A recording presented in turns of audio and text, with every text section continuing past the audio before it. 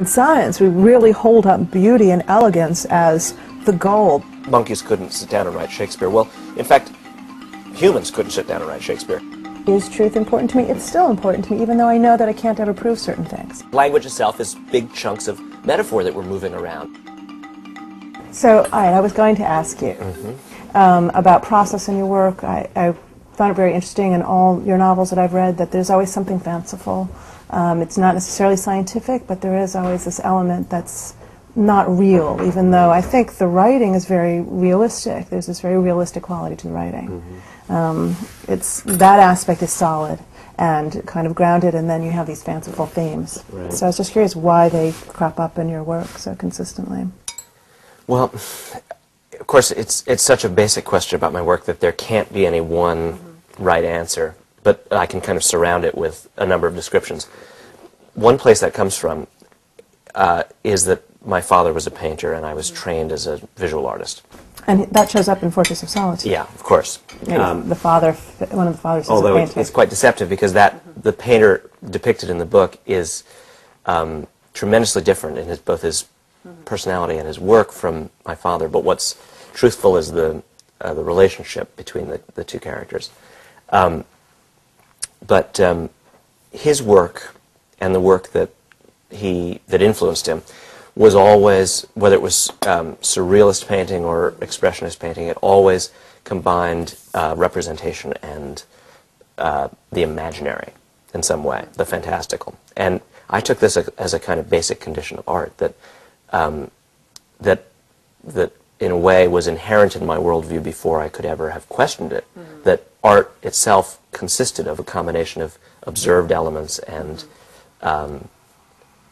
you know, the other word is always harder, imaginary or fantastical or metaphorical.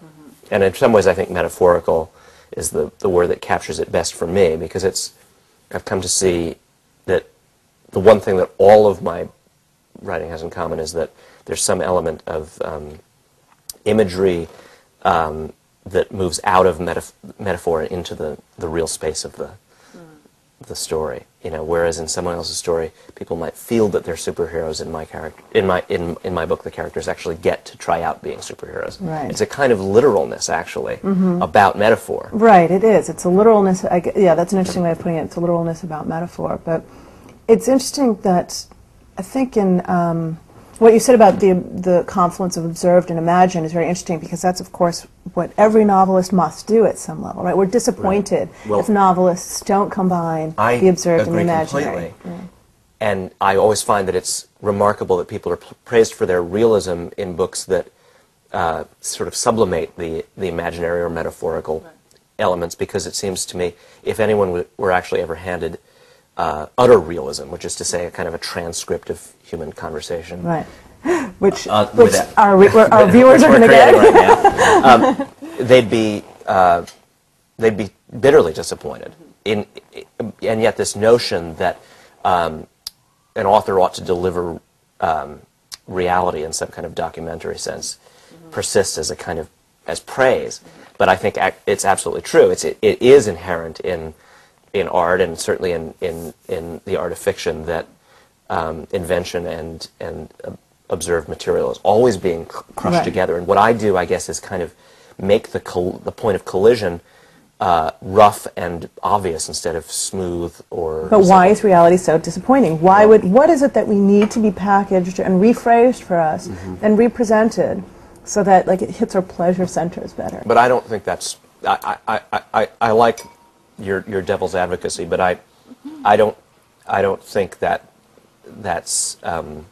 that's the problem, because the trick is, I think, the external material surface of reality, the documentary depictions that I'm saying would be inadequate, are only one version of reality. That in fact, consciousness and the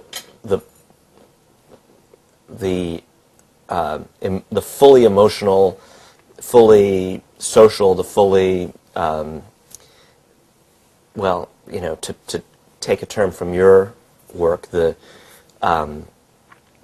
relativistic aspects of experience are much, much more magical and dimensional and inexpressible than the raw tools of documentary realism can ever capture. So what we experience moving through this plane of existence consists of a kind of collision in our own consciousness. Yeah, I totally agree with that. I think that's so interesting. Of the imaginary and the sort of documentary. And so art is trying to capture something that's organic to our experiences in the first place, which is that there's some sort of conjured aspect to experience. We're aware, even as we deny it, that we're stitching reality together, much as a novelist selects and stitches together images and words to conjure a reality. Yeah, that's so interesting. So, of course, in my scientific work, there is only one reality. There's none of this. There are many realities. This is only one. There is one reality, and I really do not like ambiguity in my scientific research, and it's all about the reproducible answer. That's exactly what I do want. I want the calculation that both you and I will agree upon, regardless of whether we're from the same country, we're the same age group, we're educated differently. It doesn't matter. We're going to calculate, and it's going to precipitate some answer that's definitive. And yet, it's exactly the aspect of experience that's so important, even in science. Why do I do science? Well, that has to do with experience. And that has to do with all of those things coming together in the way that you describe. How you perceive what you're doing, why you feel it's important, where's the meaning? What does it mean for my life, for other people's lives? Why do I think this is worth funding and researching and then relaying to the world? And that is something that cannot be gotten by listing a series of facts, and that, like you said, a document of, a way of trying to do documentary realism that can't be done. And that's why I was trying to not do straightforward nonfiction, because I think even straightforward nonfiction is slightly dishonest, because it's never straightforward nonfiction. There's no such thing. It hides the fact that as it's soon as also it comes conjured. through, unless I only write down the core mathematics and nothing else, and even then, maybe my notation, maybe my strange approach. All mathematicians solve things differently. Well, not all, but the answer is the same at the end, but the way you get there could be really odd and really unusual and really individual. Maybe you really discovered some path through that other people hadn't seen before. But once it came out in words and in language, it was something totally other. And so it was really, I think, the motivating impulse to try to do something that I wouldn't even call what I wrote non-fiction, exactly. But I certainly wouldn't call it non-fiction. It hovers on that divide. Yeah. Well, I mean, this leads to so many interesting things that I'd love to follow up on. But, I mean, one of the underrated aspects of novels per se, one of the forms of pleasure that readers take and interest that readers derive from reading fiction that is least discussed in traditional literary criticism is factual material, information. Yeah. People thrive on finding great chunks of information on how the world works in their fiction. And in fact, it's one of the, for instance, it's very recognizable as one of the great secrets to the crime genre. That when people read books about criminals, they're almost always inadvertently thrilling to descriptions of how, for instance, a bank operates. When you take pleasure in reading about policemen or criminals, you're usually reading a book that's half the descriptions of the sorts of things that ordinary novelists feel that they're not allowed to talk about or get interested in, which is sort of in the crime genre. For instance, the business mechanics of a workplace, which crime stories are always loaded with, but ordinary traditional novels that are supposed to be about the emotional or psychological lives of their characters would never stop to tell you at what hour the teller counts her drawer and moves it to the back of the bank. And yet we're all hungry for those pieces of information about our world, and we're nourished without even noticing it by this genre that's devoted to telling us quite a lot about them.